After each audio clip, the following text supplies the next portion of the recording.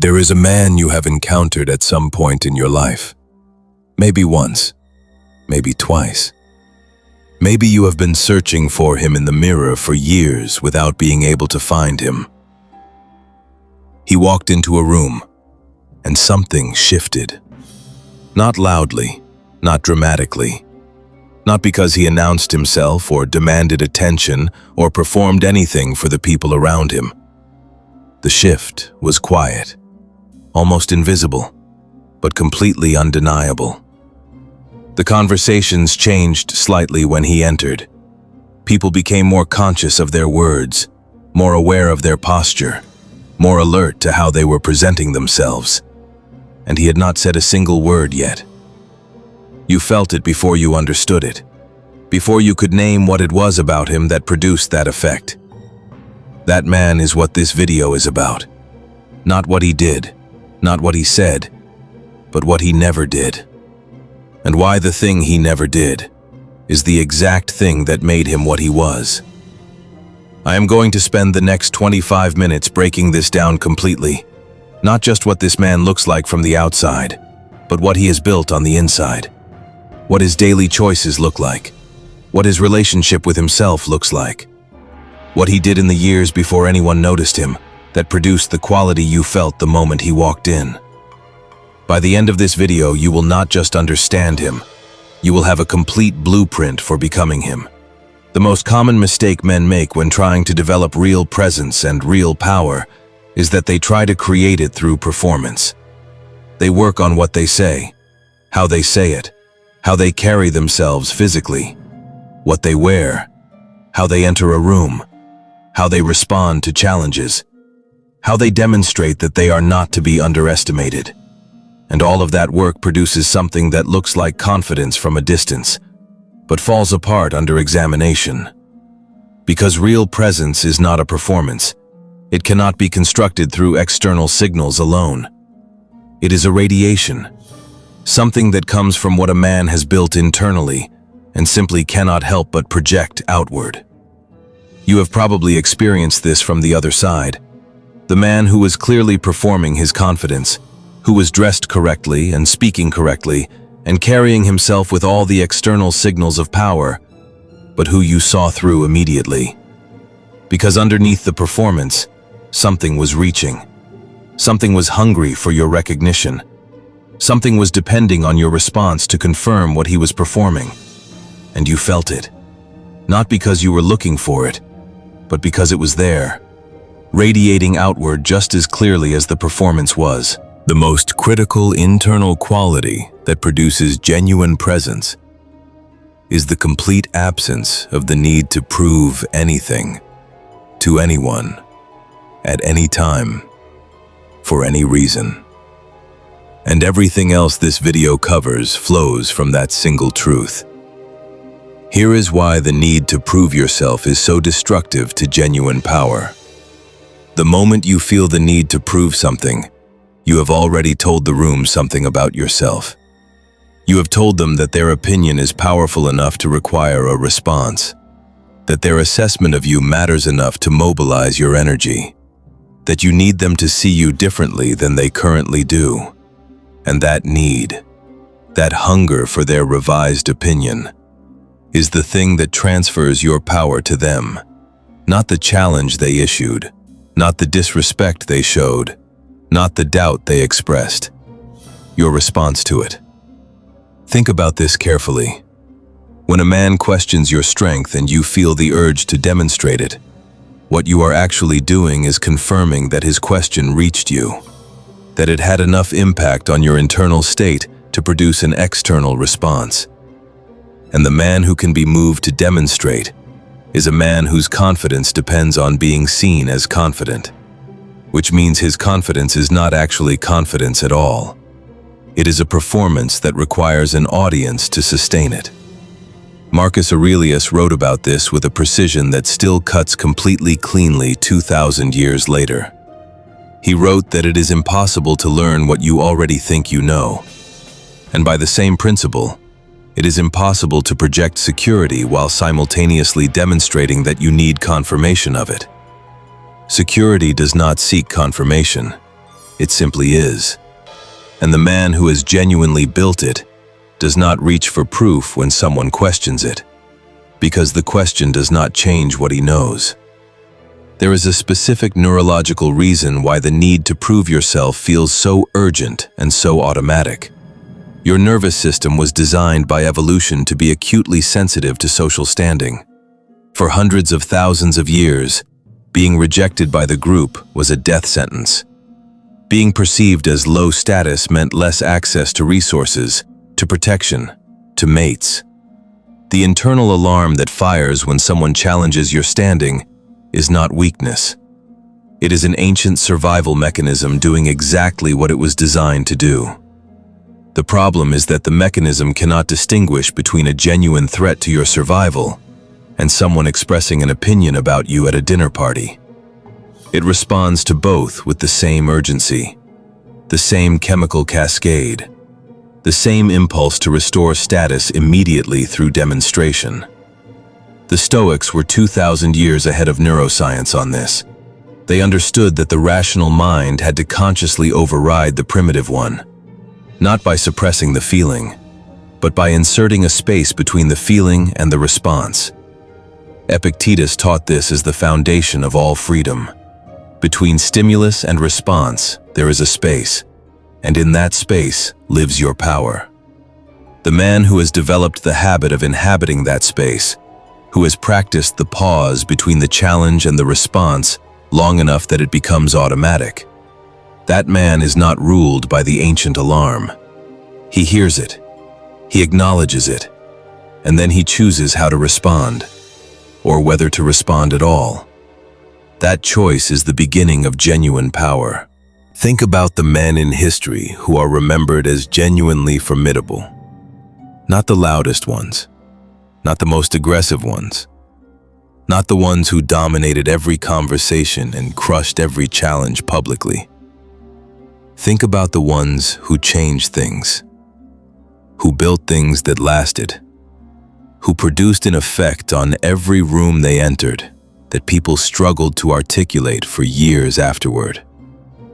Marcus Aurelius ruled the most powerful empire in the known world, and the accounts of those who knew him personally describe a man of extraordinary stillness, who spoke rarely, who listened completely, who never raised his voice, who responded to criticism with genuine inquiry rather than defense, who could sit in silence in a room full of the most powerful people in Rome and make every other person in the room feel that the silence was a form of authority rather than absence.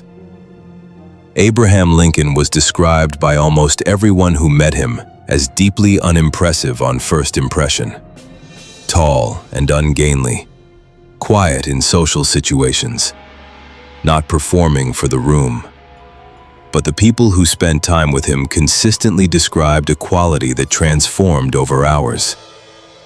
A depth, a certainty, a sense that when he finally spoke, the words came from somewhere real, from a place that had been listening and thinking while everyone else was performing. These men were not performing their power. They were expressing it. And the difference between the two is the entire distance between the man you are and the man this video is about. Let me talk about something that nobody discusses when they talk about high-value men and presence and the kind of quality we have been describing. The relationship between suffering and presence. Every man who genuinely has nothing to prove has been through something. Not always something dramatic, not always something visible, but something that tested him deeply enough that he found out what he was made of when he had no audience, when there was no one to perform for, when the only question was who he was going to be when it cost him something real. And he answered that question, in private, without applause, without recognition, without any external confirmation that the answer he gave was the right one. He simply chose correctly, or incorrectly, and learned from it, and chose again. until the choices built something in him that the comfortable life could never have built. A knowledge of himself that is not theoretical, not aspirational, but earned, tested under genuine conditions, proven in the laboratory of actual difficulty. And that knowledge, that bone-deep certainty about who you are when it actually costs you, is the foundation of everything that makes a man genuinely formidable. You cannot fake it. You cannot shortcut it. You can only build it through the very process that feels like it is destroying you. The hard seasons, the silent years, the moments of genuine difficulty where you made the right choice when the wrong one was so much easier. Every one of those moments is a deposit, and the man with a full account does not need to prove anything to anyone, because he has already proven it to himself in the most honest conditions available. Here is the specific thing that happens in the nervous system of every person in a room with a man who has nothing to prove. They feel safe, not comfortable, safe. There is a profound difference. Comfortable means there is nothing challenging about the interaction. Safe means that the man in front of them is not operating from a place of neediness that could become unpredictable. Most men, without realizing it, create a subtle anxiety in the people around them, because their behavior is driven by an internal need. The need to be respected, the need to be acknowledged, the need to be seen as strong or capable or worthy of attention. And other people can feel that need, even when it is never spoken. They can feel the slight desperation underneath the performance, the hunger underneath the confidence act, the fragility underneath the projected strength. And it makes them nervous. Because neediness is unpredictable. It can tip suddenly. It can become aggression when it is not satisfied. It can produce behavior that is reactive rather than chosen. But the man with nothing to prove carries no such need. He is not performing for the room. He is simply present in it. And that presence is experienced by everyone around him as a kind of safety, an anchor, a certainty that does not shift based on how the room responds to it. The conversations around this man become more honest, because people unconsciously sense that he is not going to react dangerously to honesty, that he does not need to be flattered, that he does not need to be managed, that the truth is safe with him because he has no ego investment in a particular version of it.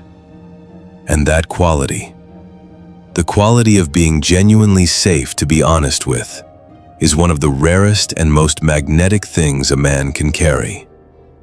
The Stoics called the internal state of needing nothing from others apatheia.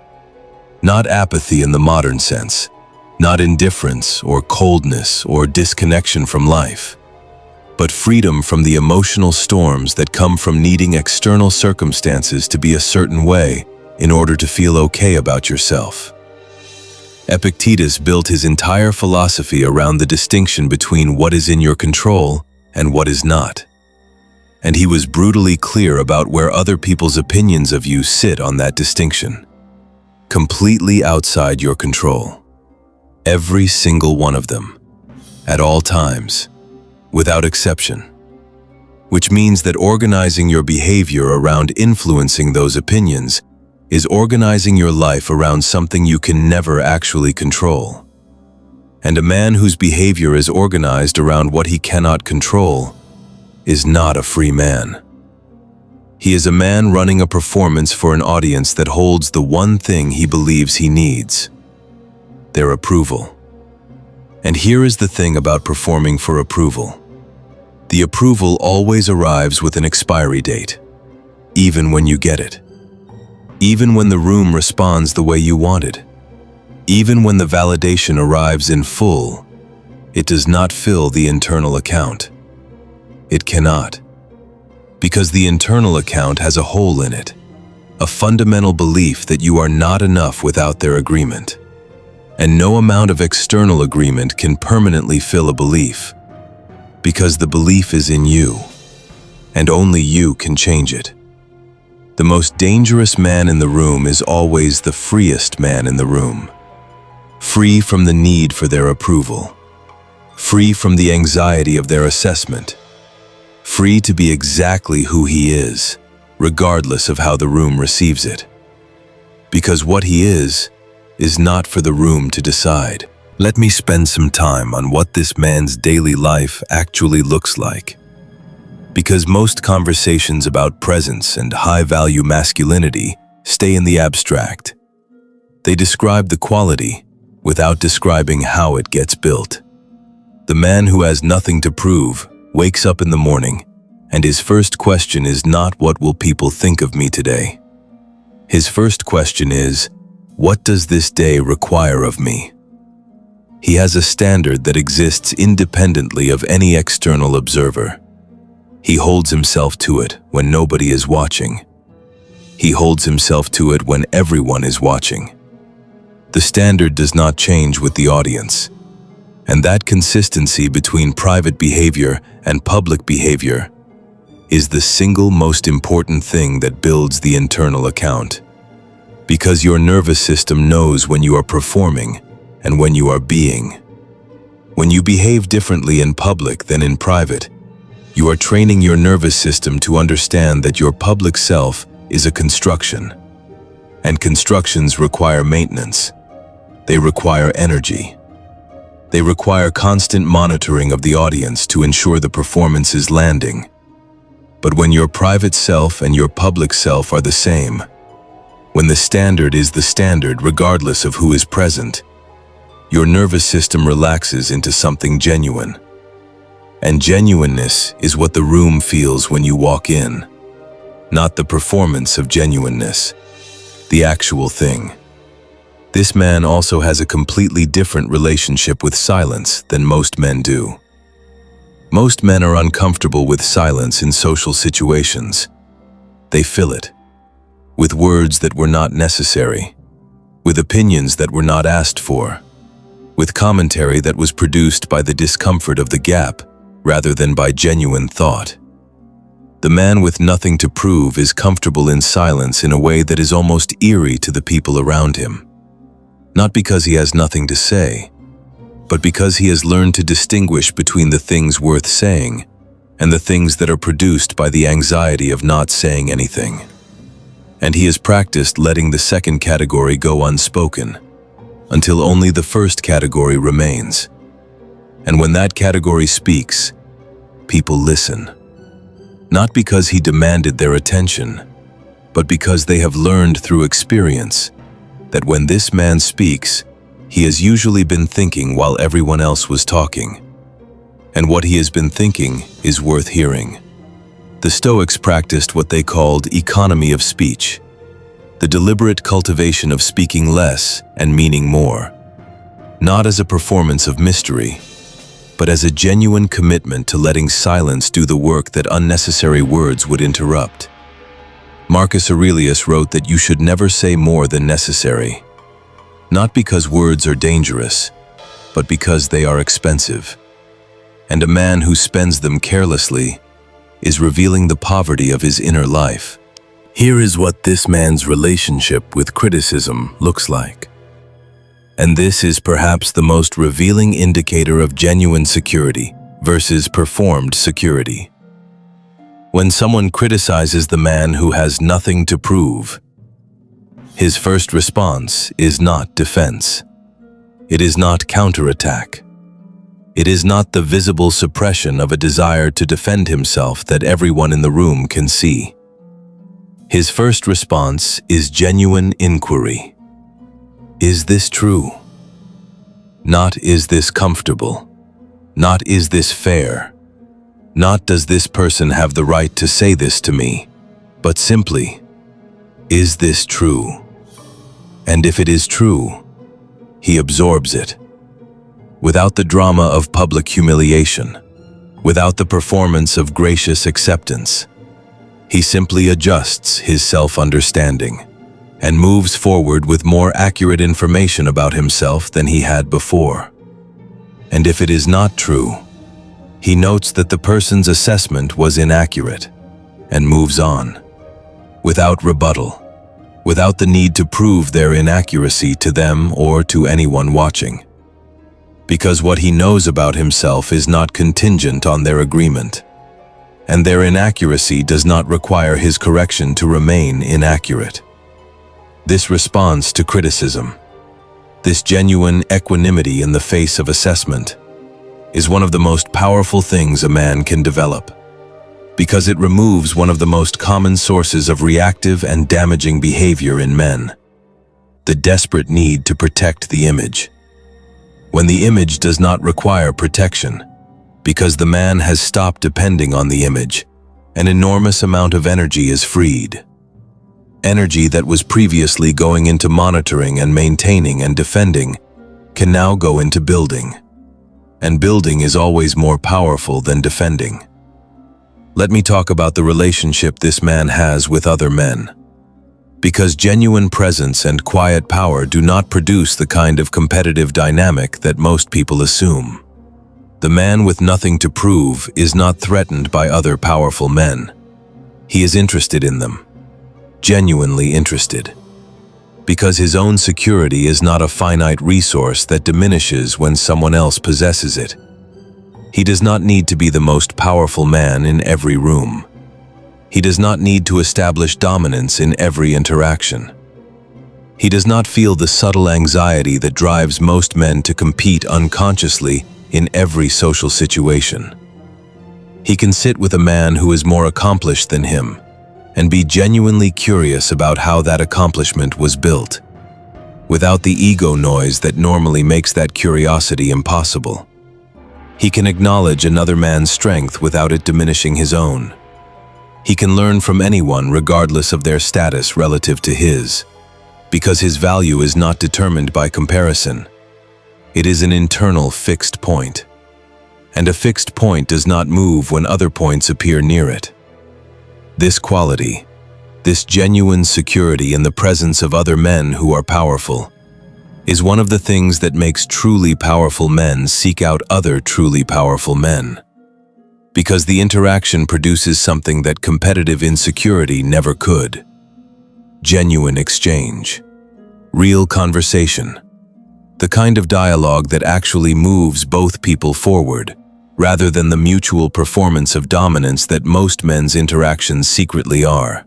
Here is the final thing I want to cover before I close: the relationship between this man and women.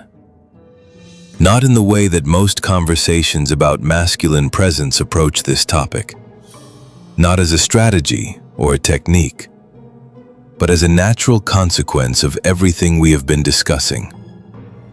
The man with nothing to prove treats women with the same genuine presence that he brings to every other relationship in his life. He is interested without being desperate. He is warm without being needy. He has standards without being rigid. He can walk away without performing the walking away. He can stay without losing himself in the staying. And women feel all of this. Not because he has mastered the signals of these qualities, but because he has actually built the internal reality that produces them naturally. The absence of desperation. The absence of the performance of indifference. The absence of the need for her specific validation to feel complete. These things are felt, not seen, and they produce an attraction that no technique ever could. Because techniques can be felt as techniques, but genuine security feels like something the person in front of you has never quite encountered before, and it stays with them long after the interaction is over. Here is the complete internal blueprint. Every morning you wake up and ask what this day requires of the man you have decided to be.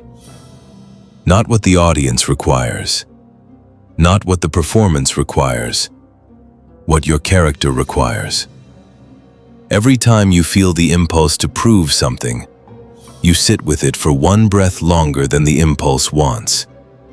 And you ask whether acting on it would come from strength or from need, from security or from hunger, from who you are or from what you are afraid people think you are. And you act from the first set every time. Even when the second set is screaming, every time someone criticizes you, you ask whether it is true before you ask whether it is fair. And you update yourself on the truth and release the fairness, because the fairness is not yours to control. The truth is. Every interaction you have, you bring the same man, the private one, the one who exists when nobody is watching, until there is no gap between who you are alone and who you are in the room. And every day you do this. Every single day you choose the internal over the performance. The account fills, quietly, without ceremony. And one day, without you trying to make it happen, you will walk into a room and something will shift. The conversations will change slightly. The energy will adjust. People will become more conscious of themselves. And you will not have said a word. And you will not need to say anything to explain it, because you will finally know from the inside exactly what it took to build it, and exactly why it was worth every single day of the process. If this hits somewhere real, subscribe. We build here every single week. Drop a comment. Have you ever met a man who changed the energy of a room without saying a single word? Drop yes and tell me what it was about him that you felt. See you in the next one.